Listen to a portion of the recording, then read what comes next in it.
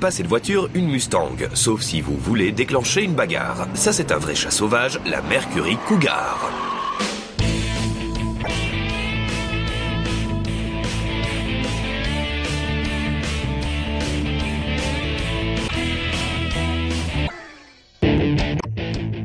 Test qualificatif.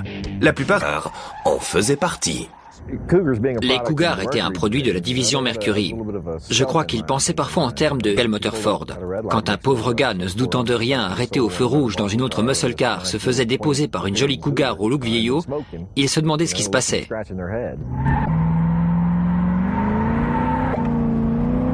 Petite supercar destinée à rivaliser avec la Ford Mustang.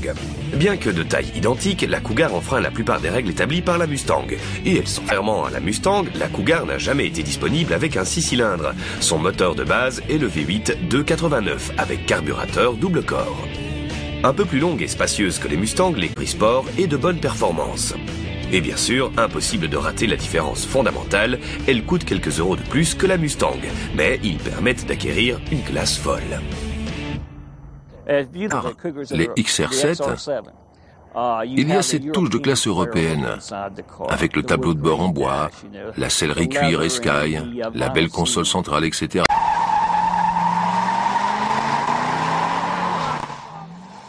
Même s'il est à ceux de la Mustang, ce serait une grossière erreur de voir simplement cette voiture ajouter leur jolie touche personnelle et emballer le tout dans une automobile qui dit « Je suis la voiture de ceux qui, pour rien au monde, ne rouleraient dans une Ford ».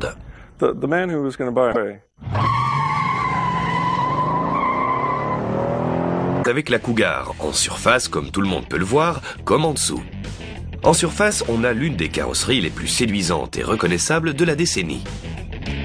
Un small block très sympa qui tourne fort, 2 carburateurs quadruple corps, un différentiel autobloquant honte à pratiquement n'importe quelle voiture s'arrêtant près du félin pour ne pas le réveiller avoir des problèmes. Restez avec nous dans En 1960, vague de fans de muscle car est en âge de tout comme leurs frères et sœurs aînés, ces nouveaux acheteurs se dirigent vers des voitures conçues et très vite une voiture se Son dessin, avec long capot et malle arrière ramassée, correspond parfaitement à la formule pony car classique, mais la ressemblance s'arrête là. 1967 est celui qui l'a pas. La Mustang était peut-être davantage une voiture pour les jeunes.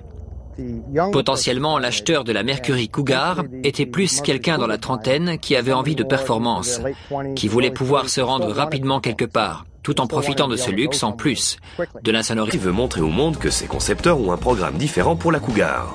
En y regardant de plus près, on voit exactement où il est juste une nouvelle pony car, billes les plus populaires d'Amérique. Henry Ford II s'est personnellement intéressé au projet Cougar. Il a fait remarquer au concepteur que cette nouvelle Cougar sportive qui allait sortir devrait être influencée par le style européen. Thunderbird.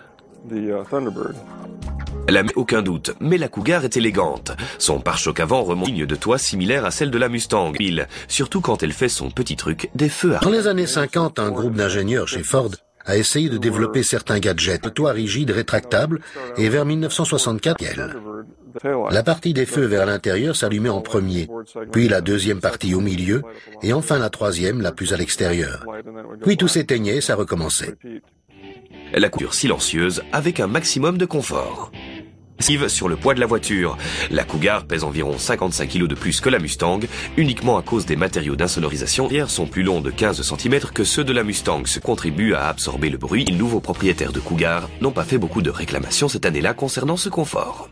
Ils ont été très surpris chez Lincoln Mercury de ce qui s'est passé en 1967 avec la Cougar, a atteint pratiquement le double de celle de toute la société. Espérer une voiture à la Mustang, trop chère, et l'alternative économique à la Thunderbird. Et pour compliquer encore plus les choses, la Cougar se présente sous une nouvelle tenue. Désormais avec l'option XR7 et le groupe motopropulseur GT, c'est une voiture haute performance. Maintenant dans American Muscle Car.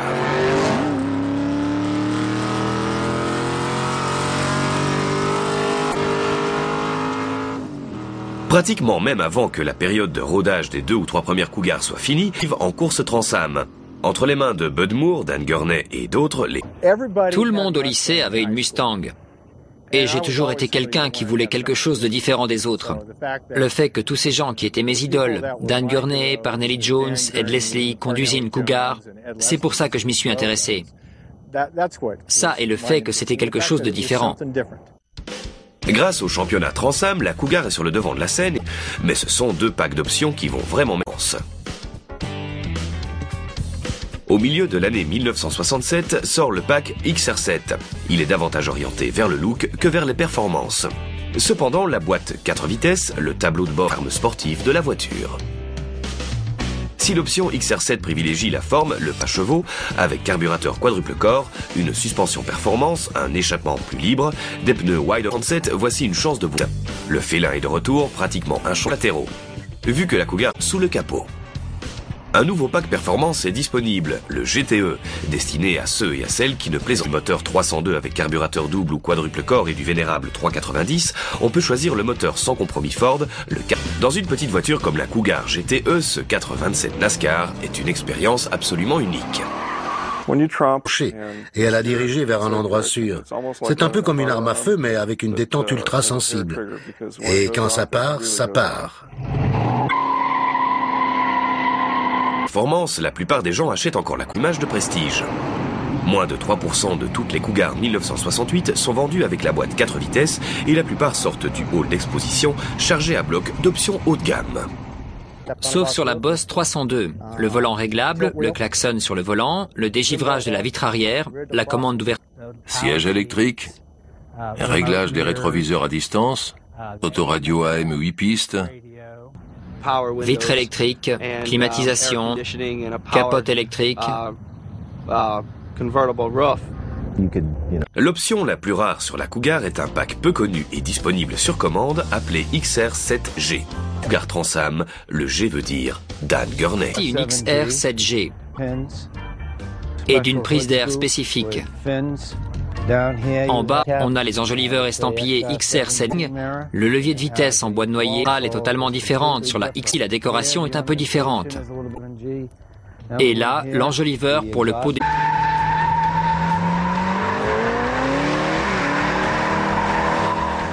s'est taillé une place bien à part dans petite voiture de sport.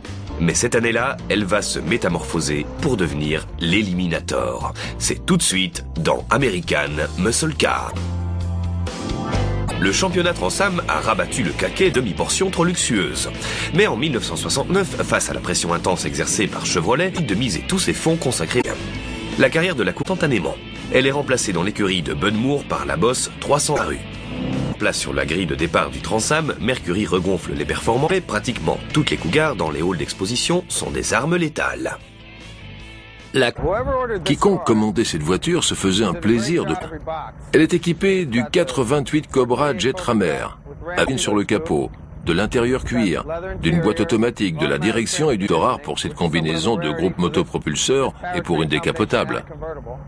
Tout cet équipement haute performance mérite un nouveau nom. Mercury en choisit donc un très dynamique, Eliminator. La Cougar Eliminator est un pack performance qui est apparu au milieu de l'année 69.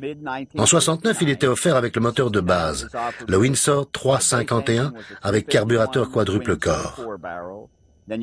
On pouvait aussi l'avoir avec le Boss 302, le 390, le 428 Cobra Jet Ram Air ou non. Bien sûr, il y avait les coloris étaient différents de ceux de tous les autres modèles sortis cette année-là. Une forme plus arrondie apparaît avec un relooking subtil de la calandre, du capot et de l'aile arrière. La voiture a gagné pratiquement 10 cm sur le même empattement de quoi soit bien réparti à tous les bons endroits. La Cougar est présentée prête à courir en 1970 avec l'un de ses modèles, l'Eliminator. Ce n'est pas un simple moteur 302 ordinaire, c'est le Boss 302. C'est du muscle car brut qui se défend très bien sur les circuits routiers.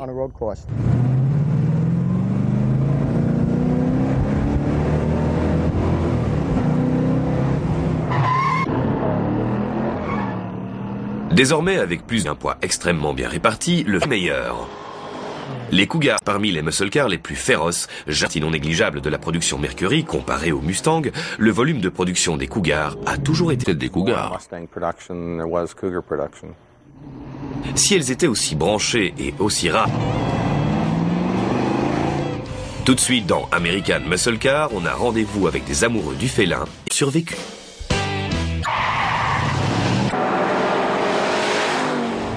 Vous le saviez, ça devait arriver tôt ou tard. Toutes les bonnes muscle cars finissent par se retrouver ici, sur les mordus de mécanique offrent à leur félin un plus grand espace, ce qui dans une voiture comme la Cougar équivaut. Un modèle 71 dont la puissance est estimée à 370 chevaux. J'ai vu les données du dynamomètre juste après qu'il a été monté la première fois et il produit ses 370 K du 429 Cobra Jet. Il sort réellement la puissance. En l'espace de seulement 5 tapageuses et surpuissantes d'Amérique, tout en conservant son image de l'une des plus somptueuses voitures de luxe. Clairement, Lincoln Mercury, c'est quelque chose que les autres constructeurs automobiles ignorent. Il existe un beau marché pour les gens qui veulent tout, le confort, la classe et des performances à tout casser. Il y a largement la place pour 5 personnes dans cette voiture. Tiger, mais ça n'aurait pas été juste de dire à 2 de mes enfants qu'il n'y avait pas de place pour eux. Suivre avec la réduction des taux de compression, Mercury doit délaisser un petit peu le côté performance de la Cougar pour développer davantage le 172, le moteur de base de la Cougar, et le 351 de 163 chevaux avec carburateur double corps. La version méchante est maintenant l'option Cobra Jet avec 266 chevaux, carburateur quadruple corps et la Cougar pèse désormais pas loin d'1,6 tonne et la perte de puissance associée au poids supplémentaire sont un signe que la période muscle car de la voiture touche à sa fin. De nos jours, parmi les plus unis de tous les fans de muscle, grâce à ses faibles chiffres de production et à la place particulière qu'elle s'est taillée dans le paysage automobile, la Cougar est un véritable classique et ils sont bien décidés à ce qu'elle le reste. Spécifique de Cougar. Ces voitures ont une grande valeur aujourd'hui. Je recommande fortement à quiconque prévoit d'en acheter une, avant de dépenser son argent, de prendre d'abord contact avec le bureau des inscriptions pour éviter toute déconvenue. Monté ces 10-15 dernières années, de manière exponentielle. Avant, la Cougar était une voiture appréciée pour ses pièces par ceux qui restauraient leur Mustang. Mais quand on y pense, la Cougar, dans l'histoire des muscle cars américaines, n'est pas vraiment appréciée à sa juste valeur, pour ainsi dire. Pourquoi la division Lincoln Mercury était connue, comme l'excellente finition, les superbes intérieurs, mais aussi tous les éléments de performance qui avaient été en fait développés pour la Mustang. La Cougar s'est révélée. Je pense vraiment qu'elles sont beaucoup plus appréciées aujourd'hui qu'à leur sortie à la fin des années 60. Car les vrais classiques ne meurent jamais. Leur popularité augmente au force d'en avoir une à l'époque, vous savez exactement de quoi on parle. Aujourd'hui, vous êtes sûrement dans le vrai. American Muscle Car, c'est fini pour cette fois. En attendant la prochaine, n'oubliez pas, ne les cassez pas, restaurez-les.